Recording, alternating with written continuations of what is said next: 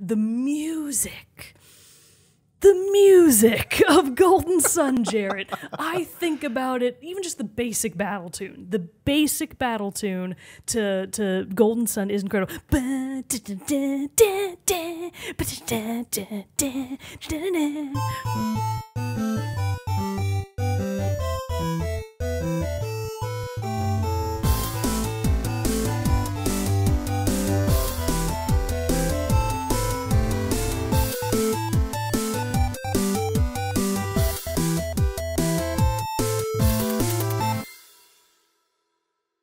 What's up, everybody, and welcome to another episode of Team Chat Podcast, a video game show where we talk about games, the ones we love, the ones we hate, and everything in between. I am one of your hosts, Jarrett Wilson, joined to my right by Rachel Mogan. And Birdie. And Birdie, who's here who you getting her can probably pets. see in the video at least a little bit. A little bit, at least her butt. At least her butt. The thing is now that you've started petting her, she will now never leave. Well. If you see me, ladies and gentlemen, people viewing, that if you ever see her walk up and like put her leg here up next to me, and I don't engage, it's not because I don't love my sweet puppy Bird. I just know that if I start, she won't stop. Gotcha. So I you'll see. be petting her now the whole time. Okay, well, nope. Sorry, Bird. I hate you again. See what you've done? No. See what you've done? Oh, it's She's taken to rub her head against your terrible. stationary hand. She really is. She's desperate, Jared. Because she just needs that love, please. Oh, Now God, she I hate saliva. See? Ugh. You did this to yourself. I don't I'm even sorry. like dogs that much. Get away from me. I only like Fender. Well, she loves Be you. gone. Please, pet me, please. I Please. can't. Go lay down. She's like Tinkerbell. She'll die if you don't give her applause or love. But anyway, Anyways. we're back, everyone. From a little, again, another unplanned hiatus, but hey, we're back giving you those fun, wonderful episodes about the games that we love and going to be going more in our so ABCs. I was thinking about it, and I was like, the reason that we had to take a break is because I was out of state for quite a while, doing what is essentially a Patreon like givers That's meet true. and greet. We should have planned this better, and I just like tagged along. Yeah, it would have been super Just funny. been like, hey, because no, actually, I did too, in a way, because Yeah, you saw went to go Bermogen. visit people back home and everything like that. Sam and I went to Denver for a little getaway, and in the process, yes, met the esteemed Dr. Pro Bro Mogan. Dr. Pro Bro Mogan. Oh, his name's getting real long. I know. And then I met a bunch of the other people that I've known for a long time, but that are also friends of the show. So yeah, it was pretty awesome. That's pretty fun. So, not sorry. Hashtag sorry, not sorry. Well, hey, if you want to be a friend of the show We'll along with come visit everyone you else, too. that would be awesome. Let's set up a world tour. We got listeners all over the In-person place. for $1,000 per month. I was about to say that's good. That's need a little bit steeper. Per month. Jack that up a little bit more. 5K. We need to make this happen. We'll come visit you in your hometown. Oh man, that would be a lot of fun. That would be a lot of That'd be fun. very Yeah. fun. So, anyways, if people want to give us $1,000 a month, I think we can make it work. We'll see what we can do. We can fit it into the budget. But hey, if you're here to listen to the Team Chat podcast, that's great. But if you listen to, you can do that when new episodes are released on Thursday mornings across podcast services around the World Wide Web, as well as a video version over on our YouTube channel. Links for all that in the description below. You can also find us on social media at Facebook, Twitter, and Instagram. You can join our Discord server where we have a lot of great conversation about games and non-gaming related topics when we're not here recording the show. And finally, you can go over to patreon.com/teamchatpodcast, just like Super Saiyan Ace, Elise F, Zach S, Mariah S, Susan M, James K, Ben W, Michael B, Andrew M, Michael S, and Brandon W have done, whereas for as little as $1 a month, you can support the show. And in return, we'll give you cool perks like getting the episodes early before their general Thursday release and access to a private channel over on our Discord server, the Rogues Gallery. So go check out all that fun stuff whenever you get a sec. But if you can't do that, that's no big deal at all. We totally understand. Inflation and all that. So, but there are plenty of ways that you can support No, the show because of for free. inflation, we need more money than ever. Give Moss. But you can support the show for free, such as telling your friends, writing us reviews, subscribing wherever you listen to or watch the show. All that good stuff helps get the good word of Team Chat Podcast out there to the masses. And for that, we are incredibly grateful and thankful and love each and every one of our viewers, listeners, and patrons alike. Heart emoji. Heart emoji. Now, before we get into it, it has been a few weeks. It's We been a got little some bit. We got some catching up to do, both in terms of what we've been playing, video game news, but also fun announcements, such as Yes. Extra Life 2022. is happening for real this year. It's coming We're back. going to do it. Well, We're it's gonna always do been it. there. We're just actually taking part Yeah. again. So we are going to do it, albeit a little modified. So Guys, we're getting old. we're getting old. We both have those stressful jobs. we both have And jobs. We're getting old. The full 24 full hours, 24 hours is daunting. is hard. It's being difficult. It's real rough. So we're going to do a condensed stream on the day of Extra Life, which is November 5th. So the first Saturday of November. We will be doing our Extra Life day. We will not be doing the full 24 hours. We're thinking at least, at minimum, a 12-hour stream. minimum 12. We might go a little bit overshoot longer it a little. than that if we're just having too damn good of a time. But so yeah, pay attention for that. Keep a lookout for when we make our team go live, because as usual, if you would like to join in our fundraising efforts for Extra Life, because again, for those not familiar, Extra Life benefits Children's Miracle Network hospitals to help, help sick kids. Yep. And so it's directly benefiting the kids. Go help the kids. And but we will be sending out our team link, so anyone who wants to like stream alongside us or with all that kind of stuff can do that and help raise money for our own team goal. But also you can just do it individually, because and we'll probably keep doing stuff throughout the month as well as we have time and all that jazz. Pencil it in, because you're definitely going to want to be there. One of the things we've already promised That's that true. people know is going to be part of the Extra Life lineup this year, the full smasher pass of Hades, the video Oh, yeah. game. I'm really looking forward to that. That's gonna be a good time. We've also got a couple of other really fun ideas in the background, so Yep. we're not going to post the full schedule quite yet, but look forward to a lot of really fun stuff. Yep. And again, if you want to join and you want a really early or really late slot to help us pad out the time, and if you maybe live in the UK and you are on a Want to different take that time sweet 1 a.m. to 5 a.m. want to take that 1 a.m. to 5 a.m. or Father Mike, Shane, we need you now. No, Triple XP guys, come on, it's time to shine. But anyways, if you want to join us, please just hit us up on Discord, Twitter DMs, which no one ever does. It Ooh, would but that'd be fun. weird if they did, No, I but think that it'd be is an cool. open option. DM me, they're open. Okay, well, anyways. So yeah, just hit us up. We would love to have you join our team. Even if you can't stream on the day, if like Jarrett said, we're going to be doing it on and off all month. So if you want to be part of the Team Chat team, even if it's not on the 5th, go for it. Yep. We are happy to have you. Yes, we are. So be looking out for more information about that, but we will be doing it on Saturday, November 5th. So it'll be a good time. But outside, ooh, what? One other small announcement, just so that people remember that it's happening. And if they even care, they might not, because the Order 1886 isn't that good of a game. Yes! Shut up. You haven't even played it yet. You don't It's even true. know. I don't even know yet. But I did promise that I would stream it, so it's going to happen at the end of this month. So Friday, October 28th is when we're going to start. I can probably knock it out in 3 days, Jared and I have think kind of so. talked about. So we're going to start on Friday, continue on to Saturday, and then if I don't finish it Saturday, finish it out on Sunday. So, so excited. look forward for those streams. They're probably going to start around 7 or 8 p.m. Central Time. So pencil yourselves in for that. Very exciting. I'm very excited for you to play. It's going to be fun. Yeah. I also I've already started a timer as to how long you'll actually have the game in your possession before you Yeah. give it back. Well, it's been about a week already. Yeah, I know. I'm just giving you a hard time for those who don't know. I'm just going to keep the very it this first time. the very first time I let Mogan borrow the game, I think she had it for like 3 years. Oh, and never yeah. I played had it. it for years.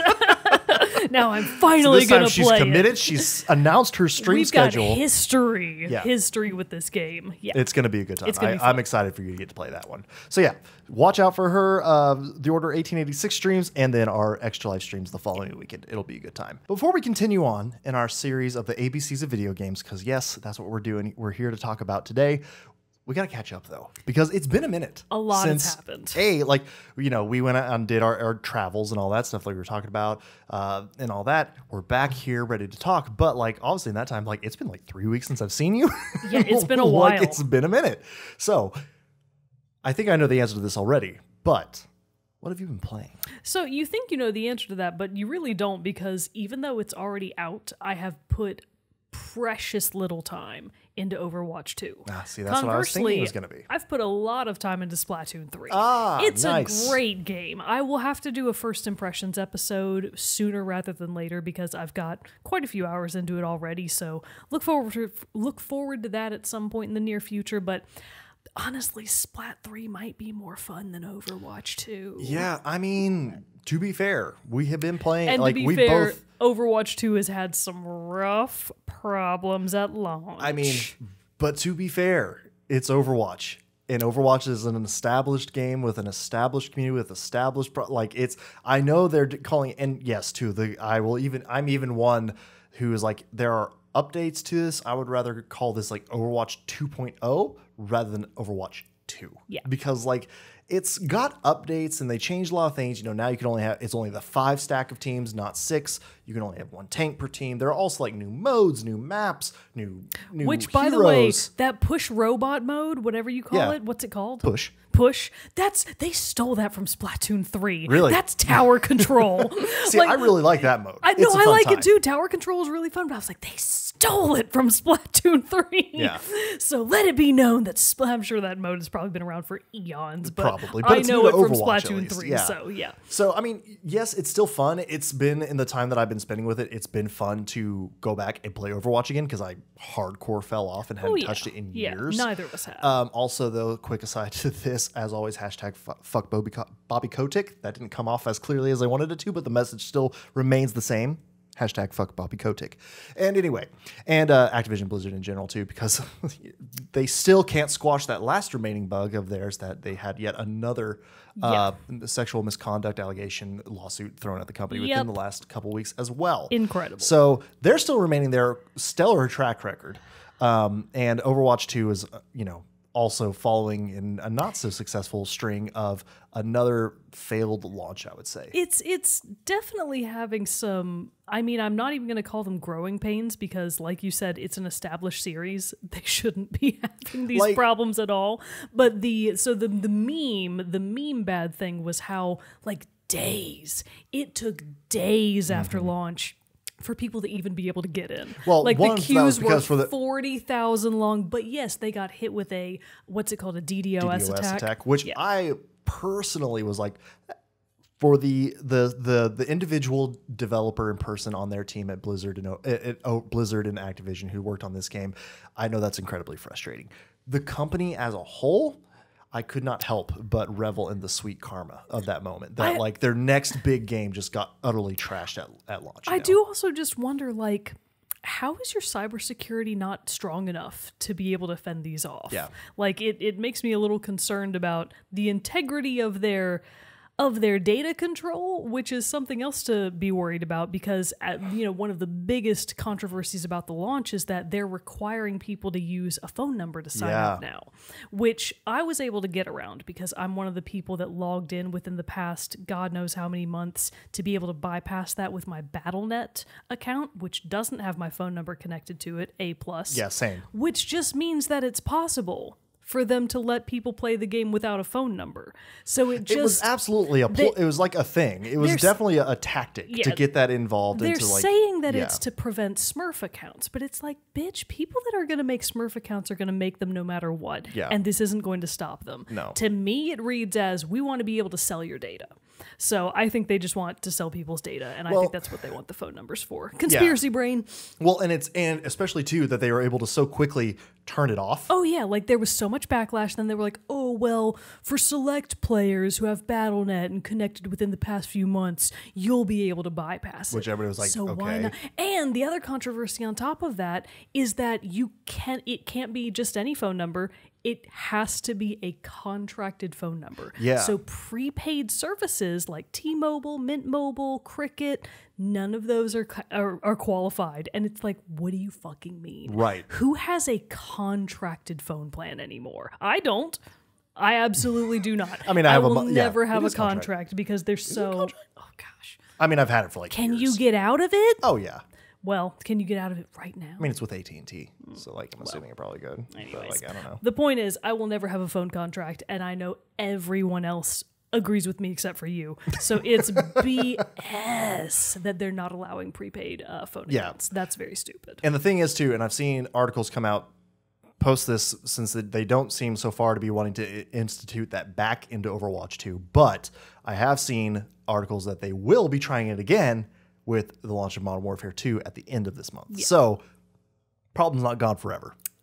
Yeah, don't love that. So anyways, there's a lot of stuff about Overwatch 2 that has honestly dampened my spirits on it, and just Blizzard in general. I know. I was having fun playing it, but at the same time, you kind of always just have a taste in the back of your mouth, and you're just like, I don't like this. I will continue to give it a try, but even just the little bit that we played the other night, I was like, this is okay, but like, honestly, I'd kind of rather be playing Monster Hunter Rise or Splatoon 3. Yeah, something that's going to end too, because I haven't looked as in depth into it. I know Cody has, and he like at the Battle Pass and how just like terrible it is. It is There's no way to gain currency, in-game currency in it. Plus, they also like made currency from Overwatch 1 classic currency, which doesn't let you spend it in Overwatch 2. So I have like 4,000 classic currency, and I didn't spend it in time, so I didn't get any benefit out of that. So they did like account merges, right? Yeah. So why didn't that pass over? Like that was just a choice. Again, that because was you're going to just spend a money. choice. Yeah, you're going to. It's all that kind of stuff Yeah. with it,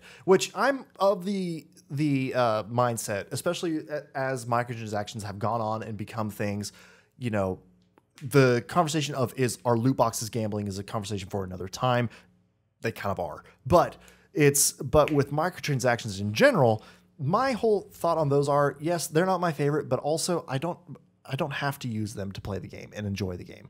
If it's select things that I do want to spend the money on, sure I will. But it's not like having a battle pass like that. Like I don't care. I also know that Overwatch, I'm not going to sit and like grind on my own like I would with Apex or anything like that. So I'm not going to get the battle pass for it anyway. But it's just a lot of that kind of stuff too is still just like, but you're still telling me even if I did, there's no way for me to gain an advantage monetarily in that like I can earn in-game currency like you can in Apex, like you can in Warzone, like in all of the others. So it's just like a lot stuff like that. It's just like, what are you doing? It's just weirdly implemented. Like the whole thing, it's just worse. Like it's a worse battle pass for the end user than any of the other modern games that implement a battle pass. Yeah. So it just doesn't make any sense. Doesn't make sense at all. So we've been playing Overwatch for better or worse. Like if you guys if anyone out there has any, let us know your thoughts. Let us know your thoughts. Because if you're having a blast with it, like we'd love to know that too. It's just an interesting thing that just like, that for what should have been a big deal, because the first Overwatch was a big deal, not only for gaming in general, but for us. Like it was like one of the first games that, because I want to say it came out within the first like 4-ish months of the show. I think we started. So like, yeah, Zach and I had to talk you into getting it. I remember. Then you were like, "Oh my god, this is great!" Yeah, it's the best. And then like that was what I was playing with you and Bro Bogan and Cody on for the very first time. So it was like, it was our very first key. big social game together. Exactly. So like I wanted Overwatch 2 to have that. And I mean, we have other games now that we all play together and stuff like that, but still like Overwatch 2 was going to be kind of a, like return to nostalgia for us, and it just kind of like fell flat. So yeah, I don't know. We'll see. Like in a couple months, how do we feel about it? Are we still playing it? So give them a little time, because who knows, maybe they'll course correct on a few of these things and make some better choices with how they want to implement certain features into the game and stuff like that. But yeah, for now it's kind of just a so this is Overwatch. This is why Papa Jeff left. Yeah. Yeah. Anyway, so that's Overwatch 2. That's Overwatch 2. But anyway, let's move along now, everyone, to our ABCs of video game volume whatever, but it's letters P, Q, and R. And we'll go on ahead and be upfront with everybody. Neither of us have a Q. I don't have a Q. We just don't. Like, there's no game that exists that either of us have played that we can think of that starts or even includes a Q. Like, again, I kind of thought about doing like a special like with my N. I didn't have an N, but I talked about No Man's Sky. Yeah. Which, quick side note there, I have to go on the record and say I said something in that episode that aged poorly. It aged like milk. What happened? I said that I don't know if Cyberpunk will be able to pull a No Man's Sky. Literally that weekend, the Cyberpunk Edge Runners anime came out on Netflix. So I would argue that Cyberpunk 2077 didn't pull a hell.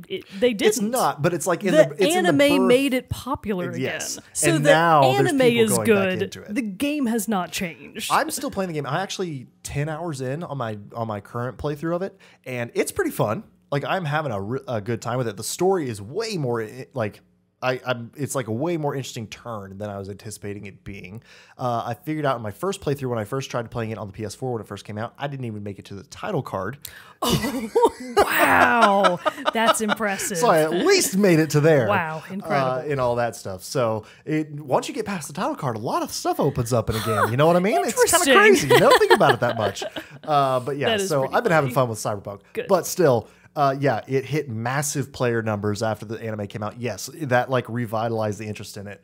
Plus, they have like some in-game tie now to the anime, so it's like it's doing some things and making a course correct. But it was very funny. Like I wanted to make a video that was like me saying that, then do the Curb Your Enthusiasm music over it, like because I'm dumb and don't know what I'm talking about. Yeah. But anyway, our ABCs up until now. Let's just give a quick refresher.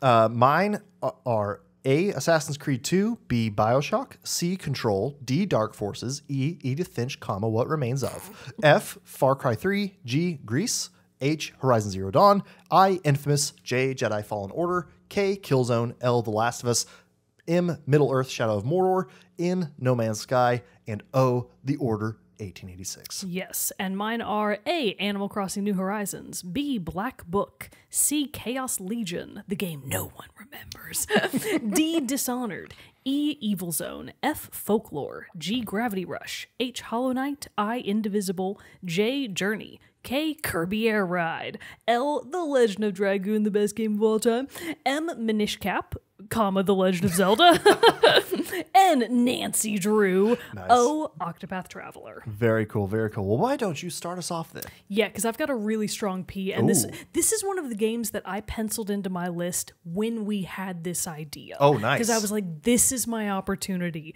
to talk about a series that I haven't been playing currently, and when I say currently, I mean within the past 5 to 8 years, basically as long as we've had the podcast, because I only played the older games, but I remember them very fondly, and I think about them all the time, and the music slaps, so I listen to the music on YouTube constantly. It's the Professor Layton games. Oh, yeah. Good you haven't old- talked about a Professor Nope. Layton game in a long time. It's been a very long time. Yeah. I can't even remember in what context we would have talked about Professor Layton. Like, I know we've Yeah. mentioned it in passing. Maybe puzzle games? Is it because Oh, maybe it was Maybe puzzle when games. we talk It about had puzzle to have games, been. years ago? Yeah, at this it point. would have been an old episode. Yeah. But yeah, that makes perfect sense. I definitely talked about one of the Professor Laytons probably during that episode. Who knows which one? Interesting question. But the original 3 Professor Laytons started coming out for the DS, because these were exclusively Nintendo DS titles, a heck a long time ago. And unfortunately, All right, I didn't close it out. When did the first one release? 2007. That's how long ago the series started coming out. Now, I didn't start playing the Professor Layton games until I think the 3rd game was released. And the 3rd game is Professor Layton and the Unwound Future. And I played the game. So the first 3 are kind of the main trilogy. So it's Professor Layton and the Curious Village, Professor Layton and the Diabolical Box, and Professor Layton and the Unwound Future. I played Unwound Future first. And then I think I went exactly in reverse. I think I did 3, 2, 1. And then eventually more games started coming out. So I think I've played the 4th game to completion, which I believe was The Last Spectre. It might not be. I don't exactly remember if there was a middleman game in there. And then I played but did not complete Phantom Mask? Okay. Phantom Royale? It had something to do with, like, it looked like Venice, but it wasn't. And there was a man in a mask. So I don't remember. Phantom of the Opera? And I did. Oh God, it could have been. And I didn't finish the game, so apparently it didn't grab my attention as much as the original trilogy did. Which the original 3 Layton games are fantastic. So if you're unfamiliar with Professor Layton, it is a pure puzzle gaming experience based around the Poirot/Sherlock Holmesian figure of Professor Layton. So I believe that he's a professor of architecture, I want to say, at some mythical England university. You know, who knows which one of it is. Maybe Her it's Majesty's University of Architectural that Studies. sounds exactly correct. Yes, Her Majesty's University of Architectural Studies. R.I.P. to Is the Queen. he English? He actually might not be. No, because Luke sounds real British. Yeah. Anyways, we don't have to split hairs on it. It doesn't matter. I'm going to pretend he's British in my head because he wears a heckin' top hat. And it's a tall top hat, too. Professor Layton has one of the most recognizable silhouettes of kind of any character that I can that I can bring to mind immediately, as do most of the cast, because it has a very distinct art style. So it's sort of this cartoony, like almost cell shaded look, where the game itself is, or at least the first 3 games, are 2D. So all of the characters are 2D hand drawn. All of the backgrounds are these beautiful hand drawn backgrounds that you get to explore around town, and all of the character designs are that sort of wildly imaginative sort of shapes, just random shapes smashed together to make these really colorful casts of characters, which I love. Anytime that kind of aesthetic happens in movies, I'm all about it. And anytime it happens in games, A+ is all around from me. 10 out of 10 would recommend. It reminds me a lot of Wind Waker, I'm sure just because of that sort of storybook, cell-shaded aesthetic. Yeah, picturing them in my head, they do look a lot alike. But they are, like, if you looked at them different. if you looked at them side by side, you'd be like, what the fuck are you talking about? These are 2 completely different games. Obviously, yes, but they're the same The in my heart. influences are similar. I'm sure it also has something to do with the fact that Layton started coming out kind of soonish after Wind Waker did on the timeline, you know, that mid to late 2000s vibe. But so the games follow the adventures of Professor Layton and his trusty sidekick Luke, last name unknown. Does he have one? We'll never know. He might. I just never have known what it is. So Luke is like an actual young boy. He's like maybe, I want to say 10 or 12, like in that 10 to 12 range, but he's incredibly smart for his age, and he idolizes Professor Layton. So he's like his little plucky sidekick that tags along with him and helps him solve mysteries. Where are Luke's parents? Why isn't he in school? Child labor. Why is It was he different back in why the is he 1800s. permitted to just go around like nothing is weird or wrong or different in these lands? And it's like, okay, I guess he just doesn't go to school. Is he on summer break? He's truant. Yeah, Just constantly. who knows? But it's very charming, and Professor Layton's whole vibe as a person is the gentleman. He's a soft gentleman, like he never raises his voice, he never gets angry, he is always composed and refined and always on the case. So you follow Professor Layton as he investigates whatever flavor of the day crime is going on. In Unwound Future, it has, as the name would imply, it has a lot to do with time travel. And to be perfectly honest about at least 2 of the games, Curious Village and Unwound Future, I could not fucking tell you what happens in the story. At this point, I truly do not know. I just remember that the ending of the third game was very sad, actually. Oh, really? So it was a real tearjerker. The games actually have a very bittersweet vibe to them overall, and at least with their stories and their endings. The first game, a Ferris wheel comes off the hinges and rolls through town and incredibly doesn't kill anybody, but it was all part of the villain's plan, ? Anyways, nobody dies, so I guess it's fine. Oh, that's kind of an anticlimactic thing for that villain then. His grand plan really went off great. He's one of those like giant mustachioed villains too, so it's excellent. It's like, oh, what a loser you are, but your mustache is excellent. Yes, it And then- twirls the end as he thinks of his plans. But the second game might actually be my favorite out of the 3 because it features just a truly, he's not a vampire, but he gives off big vampire vibes villain, and it's got the most kind of gothic baroque setting, and you're like, oh my god, what the fuck is happening? Like Diabolical Box? What's diabolical about it? Yeah, it's like themed around this mysterious puzzle box, and you have to, you know, figure out how to get to the villain and whatever in the box and whatever. We don't have to talk about it too much because I frankly don't remember the details.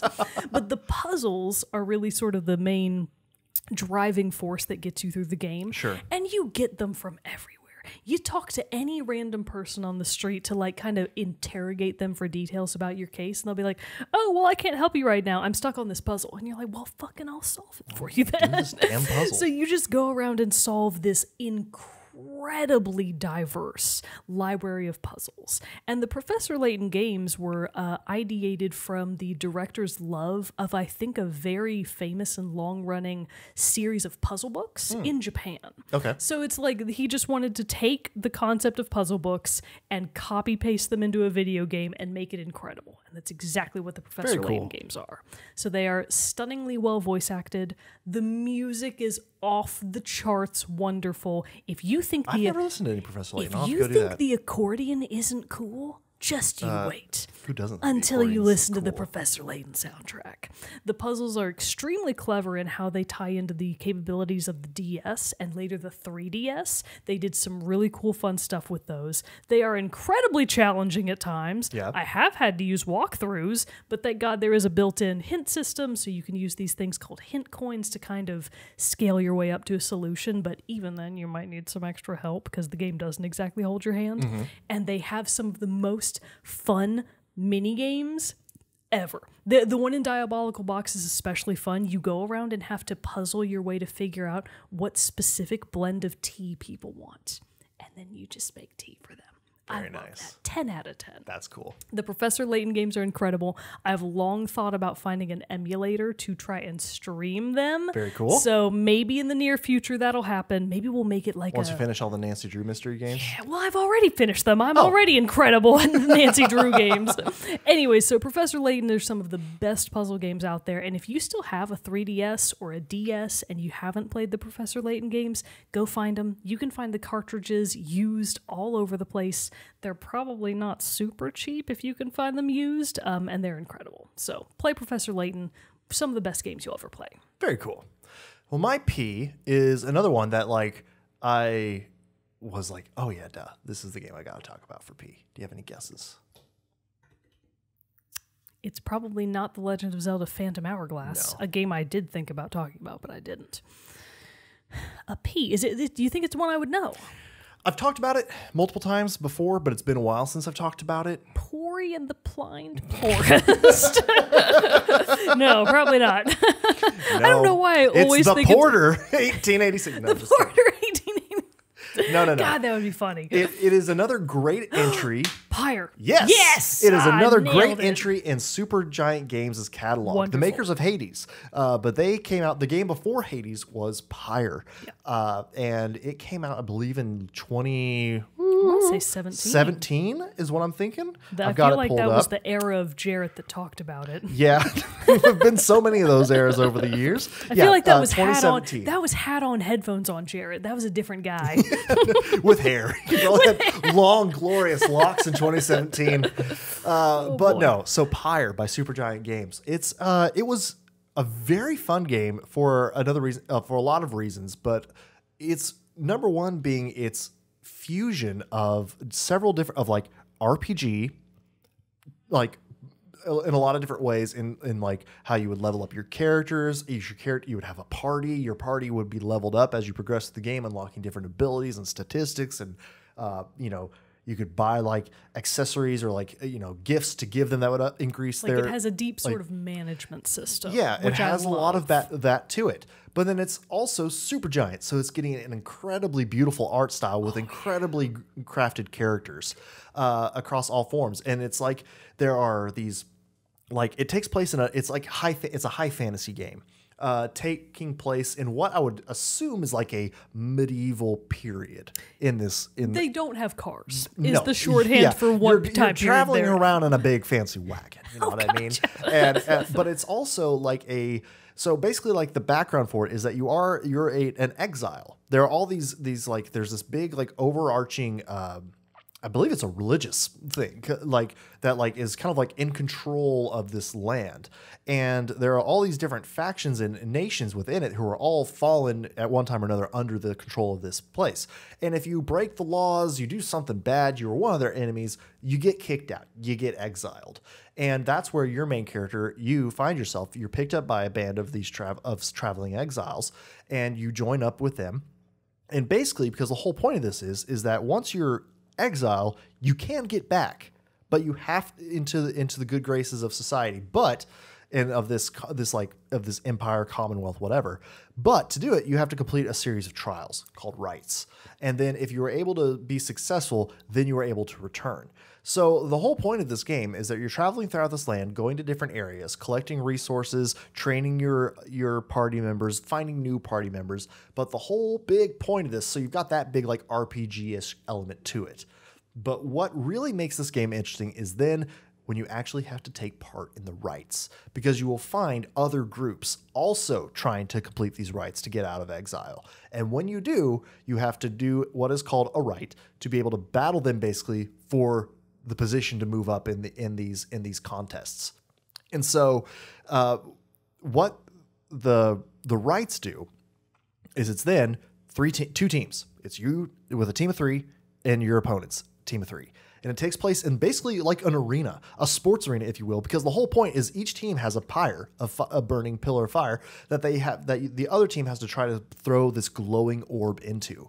All of your 3 team members have different abilities. They can be like slow but more tanky, so they like have like maybe they can throw the ball farther.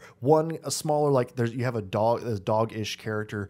Ruki, I believe is his name, who can like do like speed dashes and go really fast. Then you have like your just middle of the road, like kind of good at everything characters and stuff like that. Some can fly, some can do all these different things. And so you basically do go through a real-time battle where you're basically playing soccer/basketball. Yeah, I remember you describing it as basketball. Yeah. And so that is always how I've remembered it in my head. Where you're throwing the orb back and forth to your teammates. You're like trying to dodge. You can even like throw it all the way across the field, across the arena to like an empty area, and then like select one of your other characters and move them over to it, so you can try to like fake out the opponents. But what's interesting is you can only control one of your characters at a time. So you got to be really careful about your movements and stuff like that.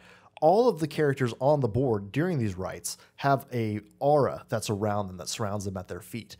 If you have the ball, or even if you don't, and an enemy's aura like intersects with yours, or maybe it is only when you have the ball, they go away and they're like taken off the board for a while, and then they like re-enter after a certain amount of time.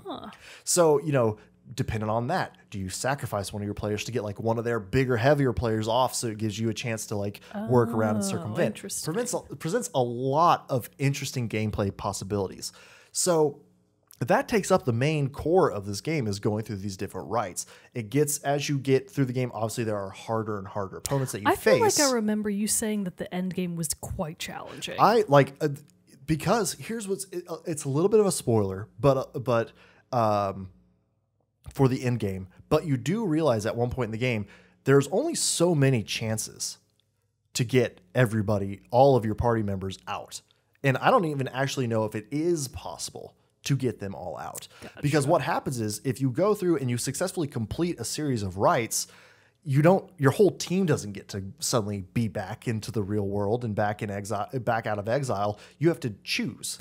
Oh, just one of them? Yeah. Oh. And then it becomes, the better you do, you're also then losing your team. Oh man. See? So it throws a lot of stuff into it. Moral complications. It is. But then it's kind of fun because like you'll like hear from them when they're back on the other side, and like, they'll send you messages back to the group and be like, "Hey, I'm doing fine over here," And so it was so unique. Supergiant, all of their games have had a very unique feature to it and stuff like that. But I feel like, and obviously like Hades blew up and was huge for being the dungeon runner that it is. But Pyre just is so unique in gameplay, the influences into games that it has. Like, I feel like you just got to go check it out. It's also not a very long one.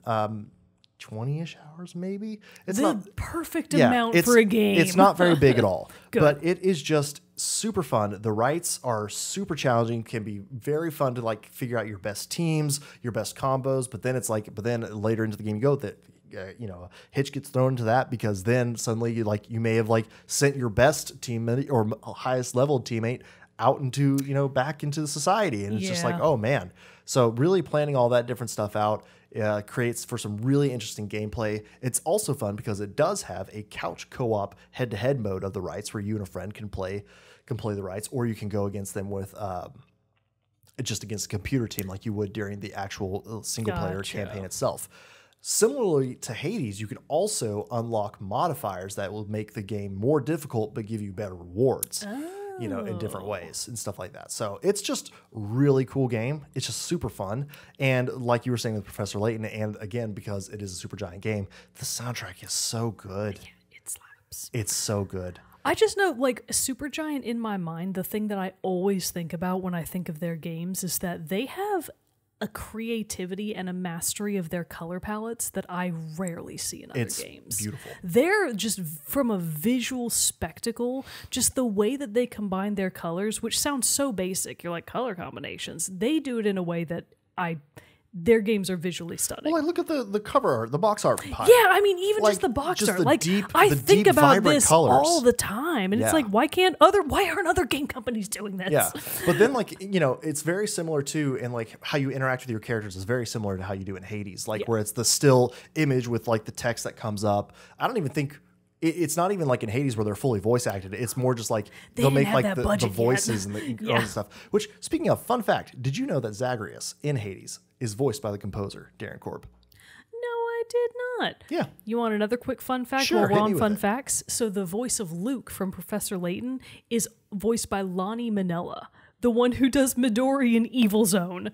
And Really? a lot of other stuff. And Nancy Drew. She's the voice of Nancy Drew. That's cool. So the voice of Nancy Drew also does Luke from Professor Layton and Midori from Evil Zone. That's Two cool. other games on my list. That's really cool. Incredible. 10 out of 10. But the character bios that it shows in Pyre are their art style is very similar to how they are even in Hades. Like, here's one of the cool characters that you meet. I think at the very beginning of the game, Jodariel. Yeah, this guy / girl is sexy. Yeah, what a beast. If I do feel like Supergiant must have taken the feedback that they got from Pyre and realized like hots only. Got Yeah, it. we need to make people everyone we need to smashable. make a game of only smashes. And thus Hades was born. Good for them. They nailed it. But yeah, Pyre, fantastic game. I know it's been a minute since I talked about it, but doing the research for it and looking back at it to talk about it here kind of made me be like, is it time for another playthrough? Time for a replay? It might be, because like I said, it's pretty quick. Yeah. So you can get through it pretty I fast. have to say that colder weather and like chilly, rainy stuff is the vibe for Professor Layton. Like this time Just of the year. vibe for gaming. Yeah, it's just it was the so hard to vibe. focus on work today. Yeah. Do you understand?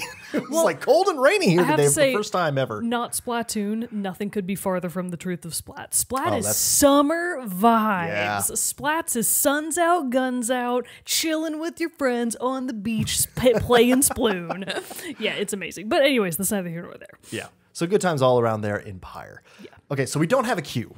So what we decided instead was to do honorable mentions. So we're just going to talk about other games that we weren't able to discuss in any of the previous letters, correct? Correct. Yes. So I will talk about my honorable mention, which I wanted to talk about anyways in G and forgot. And I accidentally talked about Gravity Rush instead. My bad. It was on my list and then I forgot. Golden Sun. Oh, yeah. My favorite Game Boy Advance game ever. So Golden Sun is you've heard me talk about it before, if you've listened to the show for a very long time. Golden Sun is an old as fuck game. I don't know when it came out, probably 2002, maybe 2003, right around there. GBA game, traditional JRPG. It follows the tale of...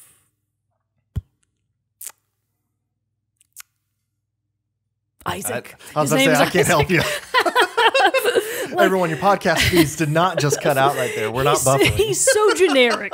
Like, I could never think of his name because he's so generic. But Isaac is your protagonist, and he is joined by his friends Garrett, Jenna, and eventually they pick up Ivan. That's his name. Eventually they pick up a kid named Ivan. But your core three are Isaac, Garrett, or Isaac. I'm in the game. I'll just call him Garrett. EA Sports. I'm in the game. Isaac, Garrett, and Jenna come from a small town called Vale, which is sort of like a hidden village in the mountains. And the reason that they're sort of hidden from the outside world is that they are users of something that they call, I think they call it Psi-Force, which is basically just telekinetic powers. They have powers that the rest of the world does not have. They can essentially move objects with their minds. They can start fires. They can create wind. They can do all sorts of stuff that nobody outside of them can do because they live under the shadow of this mountain called Mount Aleph?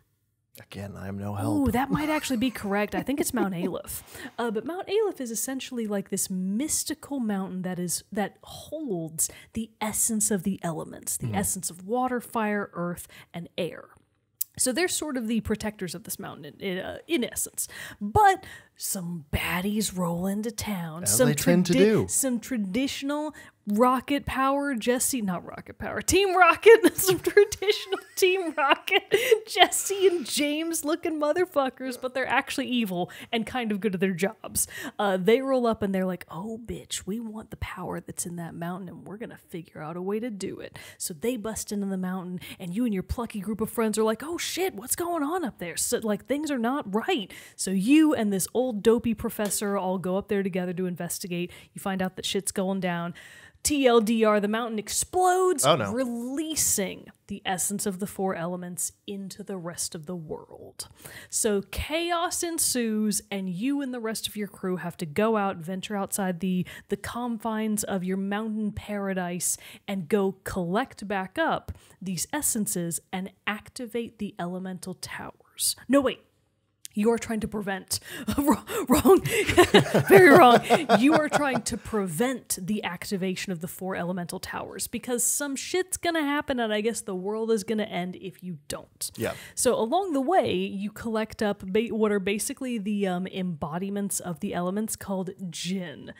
DJINN, which is loosely based off of the jinn from, I think, Middle Eastern mythology. Yeah, like a genie, right? Yeah, like genies. But jinn are they're not like genie from Aladdin. It's different. They're real scamps. And the jinn are adorable. Their designs are wild, but they are so cute, and they all kind of have a little bit of personality to them. So I think there's maybe 10. I think there's approximately 7 to 10 jinn from each element, and you never know when you're going to come across one. You might be running around the overworld of the map, and you just happen to run into the right spot in a forest that triggers a random battle, and it's a jinn, and you're like, oh shit, a jinn! Shit's going down! Or maybe you go into one of the villages, and you're exploring, and you're talking to people, and then you see that up on one of the ramparts, there's a fucking jinn up there, and you got to go figure out how to get it down from there. Some of them will happily join you, and they're like, wow, you look cool. You like fire? I like fire. I want to fight with you, buddy. And you're like, fuck yeah, get in here.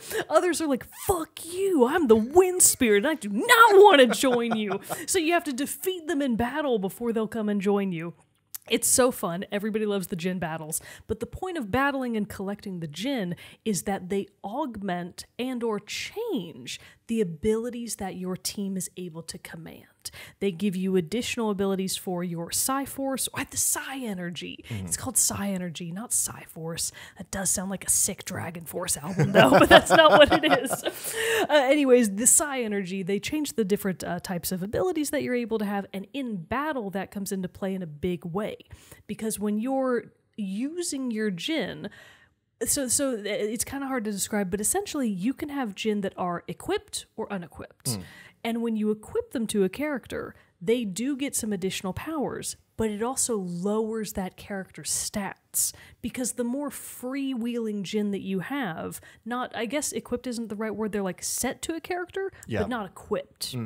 So if you have them set to a character and then equip them in battle to get more skills, you are losing stats actively. So the more jinn you equip, the weaker you are. So it's this payoff of, do I want to actually activate my jinn and use bigger powers, but leave myself more open to attack, or do I just sort of want to keep them on standby and remain stronger by extension? But there's an extra layer to that of, if you equip a certain amount of jinn, you get like what is essentially their ultimate attack. Of like, if you've only got 1, maybe you only get like Earthquake. Yeah. If you get 2, well, now you've got like Galactic Side Splitter. And then if you've got 3, Ragnarok. And a galactic sword splits the earth in twain, and it's incredible. Nice. So the attacks that you can do with the jinn are incredibly fun. The animations are wildly inventive and creative. The music of Golden Sun, Jarrett. I think about it, even just the basic battle tune. The basic battle tune to Golden Sun is incredible. This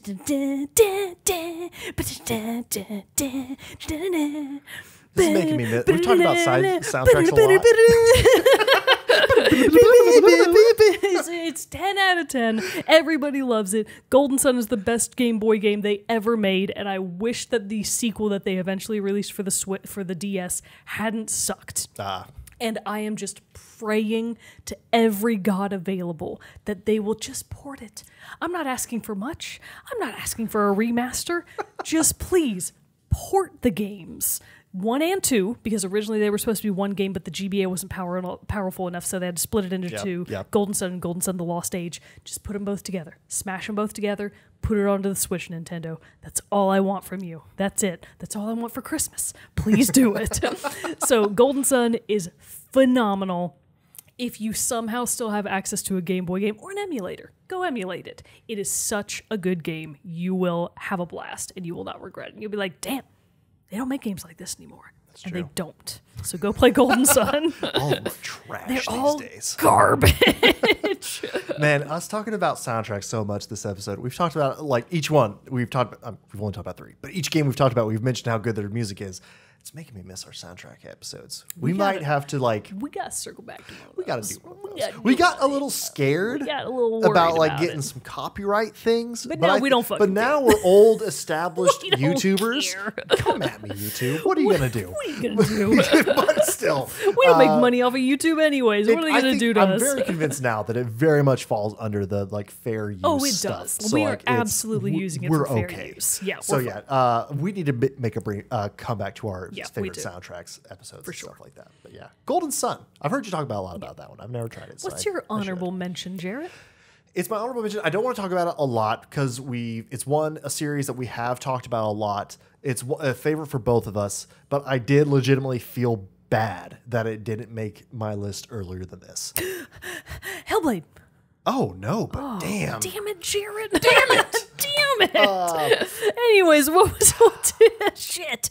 Shit. Well, I was what going to go is with Life it? is Strange, but man, Hellblade's good no, too. let's talk about Life But is let's talk about Life Strange, is yeah. Strange. Again, if you've been a fan of the show for a while, you know that we love that series. We are still, unfortunately, still behind on playing True Colors. We're getting will to it. get We're to it getting eventually. to it. We We promise. promise. But the Life is Strange series, it got kicked off the list to make for Last of Us. Sorry. And The Legend of Dragoon. 2 absolute bangers. Which, quick side note, it also happened while we were on our hiatus, but the trailer for The Last of Us show came out. Yes. It's so good. I can't wait. They took so many, it looks like, I know Neil Druckmann is like creating it along with Craig Mazin, who did Chernobyl and everything, but like it feels and looks like the game so much. It like, I know video game adaptations don't have a good track record, but oh my God, my fingers are crossed so fucking hard for this because it looks so good. All parts of it. So I just can't wait. I definitely nor cannot there. match your energy on that, but again, happy for you. Who out there wants to do a Last of Us recap show with me? Because God damn it, I will do He's it. gonna need someone else. What's it gonna air on? HBO. Oh, I have HBO. All right, I'll watch it out of solidarity because I did like Chernobyl. Yeah. I did not realize that the person who directed. Created it. I don't think he directed, but at least creator. He's doing I didn't this show realize as well. that one of the people that worked on Chernobyl was doing The Last of Us. So he got a real life apocalypse, and now he's doing a fake apocalypse. a so fake a fake apocalypse. apocalypse. A So he'll be good on fakealypse. that. But no, we do have to talk about Life is Strange for a little bit. Just more so, not necessarily the beat by beat of the game itself, but more of its just like. It was one of those games that I'd been recommended to me by my friend Jordan to multiple times for me to play it, and we talked. I believe you hadn't played it at that point yet. Really, What, The Last of Us? Life is Strange. Sorry. Life is We're back to Strange. Life Sorry. is Strange. Oh, gosh. But like before we played it, you hadn't played any of No, all. Really. absolutely not. Okay, so it was new for both of us, and like.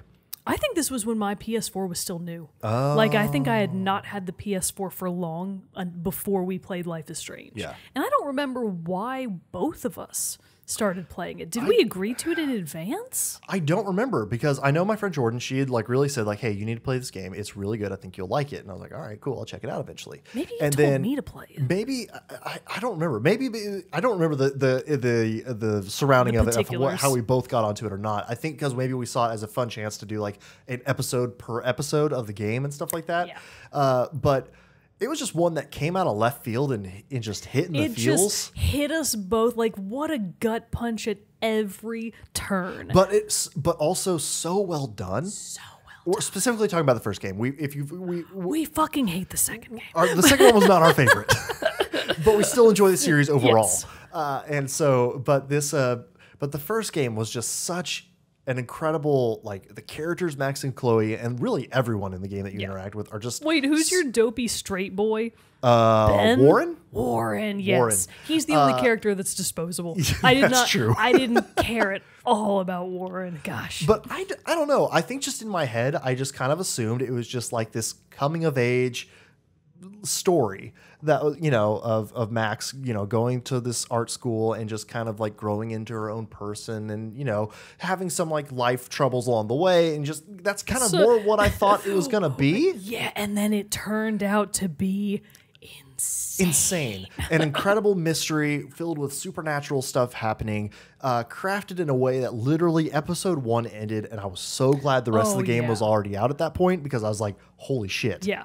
I think both of us got to the end of episode 1 or maybe the end of 2. 2? And we were both real like, cemented it? motherfucking shit, this game is getting real. Yeah. Episode 2 really cemented it for me. Yeah. But the end of episode 1, I was like, what the fuck? Yeah. This is so good. Oh, it's wild. And it just got better. It just kept End of like- episode 4, I remember episode 4, it ended, and I finished it, got to the climax of that episode, and I was just like, I wasn't planning on it, but I guess I'm finishing the game right now because I had You to. can't I stop. had to know how it ended. I cannot imagine how anyone played that game before it was complete. Like when Oh it my was actually God. releasing in episodes. It is the case, and it's both the example. Like I feel like Life is Strange is sort of the pillar of episodic gaming. Yeah. And it is also the best argument against it. Yeah, I was about to which say, is side note incredibly though, we funny. hate the episodic hate gaming episodic release. gaming. It was one of our biggest complaints about Life is Strange 2. We probably would have because liked Life is Strange 2 better. It ruins the pacing. It ruins it. Well, all or nothing. But then remember also too, I think that was like the weird release schedule they had. It was like over a year It was from long. episode 1 being released to the final It was episode months. of Life is Strange 2. It was months of waiting, so Yeah. it was not good. It but was not as it's good. neither here nor there. The point is, even today, the first Life is Strange holds up phenomenally. I think they just maybe within the past year released a definitive edition. Oh no, it's about to come out, I think. Oh, is it not out Yeah, yet? I think it's about to All come right. out. The definitive edition is just about to come out then for the Switch and maybe the other I consoles think it's called as like well. Arcadia Bay Edition Yeah. or something like that. But so if you haven't gotten to play I know we've said this about every game we've talked about so far. That's but why they're on the ABCs, one of damn the best games actually ever made. Please play Life is Strange. But it's also interesting because I don't know if I could go back and play it. No, well, I think I could replay it. I could and replay maybe it. try different decisions. But I still think I would be, maybe. The way that it hits the first time is just different. Can't be It hits replicated. different. Yeah. Yeah, So can't be don't look replicated. up any spoilers. Go into it as blind as you can. Don't listen to our review episode Right. until after you've played the game yourself, and then go back and be like, "Yeah, this shit's amazing." It was. So, what a 10 out of 10 game. So Everybody cue loves Life it. is Strange. Yeah. But now, let's wrap up this edition with your letter R. Mine is going to be really short, and I kind of just want to talk about it with you because Okay. I have said from the beginning, this is not just about games that we love. It's about games that we do not get to talk about much. Right. And I haven't talked about really kind of any games on this list yet that I fucking hate. And R, This is it? R is the one. Do you know what it is? You fucking hate it. Do. You do. Oh! Rage 2. Rage 2. That fucking game. I just wanted to give a quick. I have almost nothing to say about it other than what an incredibly bad, bland, boring game. that was bad. It is so funny because Rage 2 like bills itself as like this wild adventure, and look at all of our crazy enemies with their blue mohawks and their pink face paint. And like mutations. and Living they're out in the huge. wilds of the Yeah. desert, and it's going to be wild and crazy and rage. And then it is the most boring game I It was think I've so fucking boring. ever played. I'm so glad you It talked is about this. so bad. And the reason that I remember the game fondly is because on the video review that we did of Rage 2, one of the only comments on that video is, "I am here to listen to you shit on Rage 2." And I'm like, yes, this guy gets it. They know what they're here for. Somebody knows what they're here for. So yeah, No, that Rage game- 2 sucks. It was such a... I don't even really remember what about it made us be like, let's play it and review it. I think it just looked fun. It looked fun because the marketing for it was great. But the game like itself... the combat itself with all the different like supernatural abilities you can, or not supernatural, but just like Augmented, we'll just call them hiccups for a second there. Goodness. Yeah, like augments and stuff like that. Like I know you could like, use like a kinetic power to like throw things, move really fast, do all this other stuff. Had these crazy like bladed boomerang there's all things. kinds of like weird weapons and Yeah. stuff. But no, that was None of it worked. that was like the legitimately, I think, like the worst game I've ever played. I think it's easily the worst game I've ever played and reviewed on this I had show. more fun playing Cyberpunk full of bugs on its launch than I did playing the whole entirety of Rage 2. Did you finish Rage 2? Yeah. Oh my god, I absolutely did not. You know how I figured out, like, I made could it finish to like it? the third mission. Because the whole thing about Rage 2, when I figured out this is a garbage fire of a game, is when you have the first few missions and you're like, this is, I will admit, I was into it. But then you get to this part where there are basically these 3 people you have to go meet out in the wastelands. I made it that far, and I think I made it to the first guy. Okay. So you basically then, you go meet these 3 people and they're like, all right, cool. Here's what I need you to do. To be able to gather up enough strength to go beat the big bad of this game, I'm going to need you to go do some stuff out in my lands, like take care of some things, do these missions and stuff for me. Those missions are just the fucking side quests that you do anyway, where you basically like then build up enough like clout basically to be like, we're ready to go fight the big bad guy. I did that where I like filled up the meter of acceptable power. Oh my god, I forgot there was a areas meter for each person, and then they're basically like, cool, we're ready to go fight the bad guy now. I'm like, what?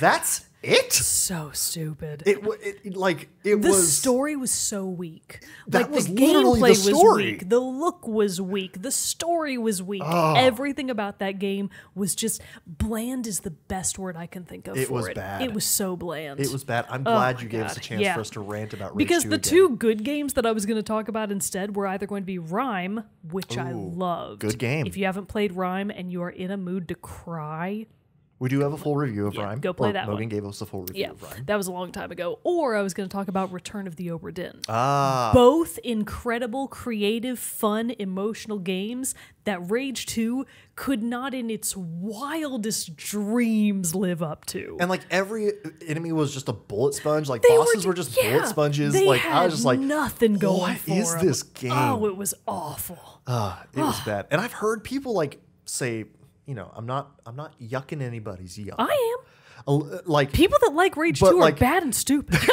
That's what I'm saying. I was going to be a little more diplomatic No. and say that I've seen people be They're like, wrong. man, Rage 2, what a fun game. And I've just had to be like, no. And just scroll on by.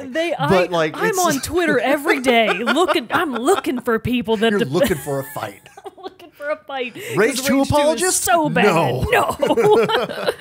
Anyways, Rage 2 is garbage, and that's my R game. Yeah, no. I have to agree with that. I'm going to take it a little bit. I'm not going to talk about a game that I hate, but You should think about that for the home stretch. Instead, I do want to talk about a game that was a little bit of a slow burn, but now, post completion of it, it's one that I look back upon very fondly, but not necessarily for. It's not like any one specific reason, really. It just all kind of like came together, and at the end of it, I was like, "Damn, that was really good." It's an R game? You're gonna Wait, kick yourself when you know. I think it's Resident Evil 6. Oh no, it's not Resident Evil. Oh, and it's an R. Is it a bullshit R that you did like a weird No. comma? Okay, just check. In fact, it's like the best R I could do. Rory and the Rind Roarist. God, I'm gonna make one of those stick. One more guess. Oh, and it's one that you. So it definitely isn't an Assassin's Creed. No. I don't know why, but I was thinking it must be. There's Assassin's Creed Origin. Revelations. Oh, no, not that. Oh, Assassin's Creed Origins is good, but no, yeah, that's a no. well. Oh, sorry. Oh, Didn't mean to whoa, touch whoa, feet now. with you. Gross. I can't think of anything. It's Rootin' Tootin' Cowboy Shootin', also known as Red Dead Redemption 2. Of course. Okay. Yeah, Technically, that Red makes Dead sense. Redemption could be on this list as well. yeah. But Red Dead Redemption 2 was just kind of a game that it was very excited about because I love the first game. And just obviously talking about and like seeing the advancements they'd made from Red Dead 1 to Red Dead 2 graphically and like, in terms of like its design and everything, I was just like, damn, this looks like it's going to be impressive and be a really good time. But then it was getting into it. And specifically for me, again, talking about soundtracks, I honestly think that's what makes it stick. Post game, that's what makes it stick. Nice. Like, it's things about it that, like, yes, the game itself was very, very fun as you're playing as Arthur Morgan, outlaw at large, part of the Dutch Van der Linde gang.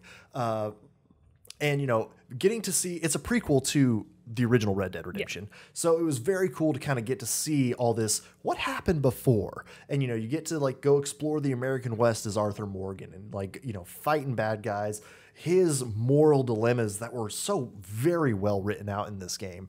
I think if it's one that, like, if you ever felt like taking on the challenge and just like kind of blowing through the story, or at least like maybe watching like a YouTube recap of the story moments and stuff like that, I think that would be well worth it. Because like just how, you know, the first game did this well too with John Marston as your main character, where it just really explores them being like, I'm doing this because it's what I have to, but I also feel like I should be doing more for myself. Like there's something greater out there than this purpose of life that I've just kind of fallen into out of necessity. Gotcha. And like struggling, especially in Red Dead 2 with Arthur, like struggling with this outlaw life. And like, here's Dutch saying like, we're just trying to be better and, you know, trying to make a better place for their community, their family that they have in this gang. But then it's seeing like, well, but what Dutch is doing is not lining up with getting us a better time. In fact, we're getting killed or we're getting hurt or we're being a bunch we're of just meanies. Constantly on the run. Like this doesn't feel like what we should be doing with our, you know, there's got to be something else out there basically. And that's just kind of what like puts this general that conflict of ideologies. This conflict of ideologies in the game. Plus also then adding that the game itself has that where you can choose to be a good person, you know, that karma system where it's like you can be either very honorable or dishonorable. And so, you know, but, you know, all of that was very interesting to see play out in the story. But then just the moments of the game, just like these random interactions you would come across. Like somebody rides up upon you on a road and then suddenly you're being ambushed. Or it just like is this weird side quest things. But then like you could have a shootout with somebody and come back to that spot days, months later in game time, and the bodies are still there but decomposing. Like weird things like that, like just like that's those nice. Little touches. That's a good touch. That just made the world feel so alive. Excellent. And so when I say like the music and everything really is what tied that together, because it is constant, just like throughout, there's these musical cues and notes and things like that. Obviously, even more during the cinematics and story modes, missions of the game and everything like that. But listening to it after, because that's kind of like my thing that I do is I play the game, then I listen to the soundtrack. And just like, I was surprised how many moments, especially even like the slower, more tranquil songs, just immediately brought back these memories of just like either slowly walking through, just like, you know, riding my horse through these incredible vistas and views of the American West, you know, at its, you know, undeveloped, raw state that it was back then.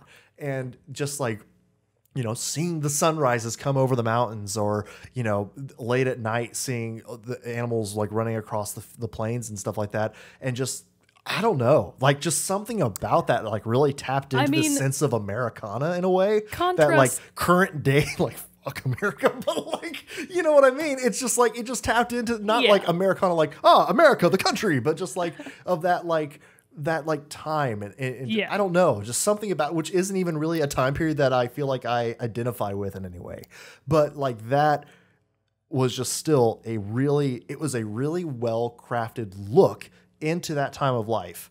And it was just, I don't know, it just hit on all cylinders. It just hit right. It just hit right. And so, like, I have to say, I mean, there's a ton more I could say about the game itself, but for sake of time, I won't. It's just, it was just an incredible time. It took a long time to beat. It's not a short game in any means. And depending on how much time you put into it, and doing all the hundreds of side quests or small side activities that you could do, like, you could spend a very good amount of time, and people and have. It has that online mode. It does, which is not very good. I heard that it wasn't good, but yeah, it was not near as well received as like Grand Theft Auto 5's online and stuff like that, like with that. But anyway, it just, I don't know. I still listen to the soundtrack and like and everything, and I'll put it on, and there are just some like just tracks I'm just sitting there, I was like, damn, just getting like lost thinking about the game. Yeah. And for that, I had to put it as my R. My ABCs of video games. Good choice. So thank you. So to round it out and recap for this episode, RP was Pyre, and Professor Layton. And then for Q, I had Life is Strange. And I had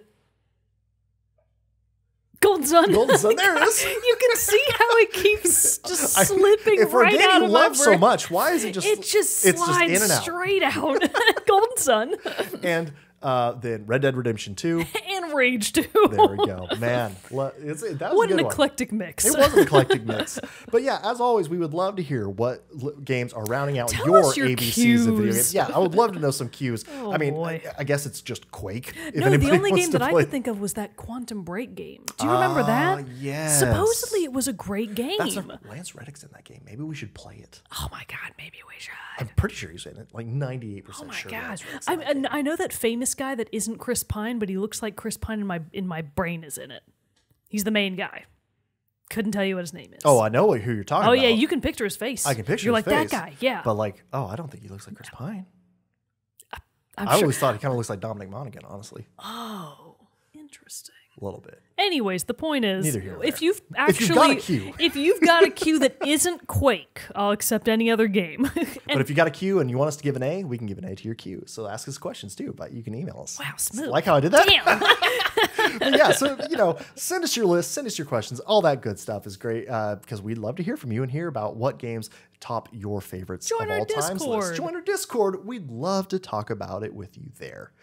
But I think that wraps up this episode of Team Chat Podcast. Thanks for joining us, everybody. And don't forget, Extra Life, November 5th, 2022. We are going to be kicking it off with a great time of games, Smash or Pass ranking of Hell Hades yes. characters, and lots of other good stuff along the way. So you're going to want to come check it out with us, hang out, and help us raise money to help kids. So it's been a great time every time we've been able to do it, and we're hoping that this year will also be another banger year of Extra Life. Absolutely. So, but until next time, everybody, I'm one of your hosts, Jarrett Wilson, joined by Rachel Mogan. Adios. We will see you all next time.